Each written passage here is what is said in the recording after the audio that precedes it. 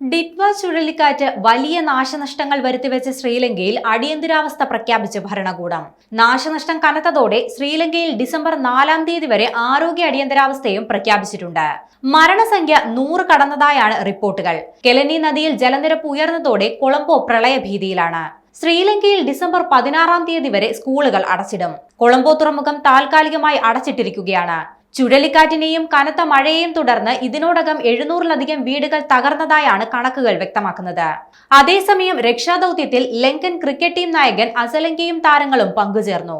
അതിനിടെ രക്ഷാപ്രവർത്തനത്തിന് സഹായം നൽകിയ ഇന്ത്യക്ക് നന്ദി പറഞ്ഞ ലങ്കൻ സർക്കാരും പ്രതിപക്ഷ പാർട്ടികളും രംഗത്തെത്തി. ഡിറ്റ്വ ചുഴലിക്കാറ്റിന്റെ സ്വാധീന ഫലമായി തമിഴ്നാട്ടിലെ ഡെൽറ്റ ജില്ലകളിലും മഴ തുടങ്ങിയിട്ടുണ്ട്. ഡിറ്റ്വ ചുഴലിക്കാറ്റ് വടക്കൻ തമിഴ്നാട് പുതുച്ചേരി തീരത്തേക്ക് അടുക്കുന്ന സാഹചര്യത്തിൽ തമിഴ്നാട്ടിൽ ഇന്ന് റെഡ് അലർട്ട് പ്രഖ്യാപിച്ചു. 54 ATR സർവീസുകൾ റദ്ദാക്കിയിട്ടുണ്ട്. ഇൻഡിഗോ ചെന്നൈയിൽ നിന്ന് മാത്രം 36 വിമാനങ്ങൾ റദ്ദാക്കി. രാമേശ്വരത്ത് നിന്നുള്ള ഒരു ട്രെയിനും പൂർണ്ണമായി റദ്ദാക്കിയിട്ടുണ്ട്. മറ്റ് 11 ട്രെയിനുകളും ഭാഗികമായി റദ്ദാക്കി.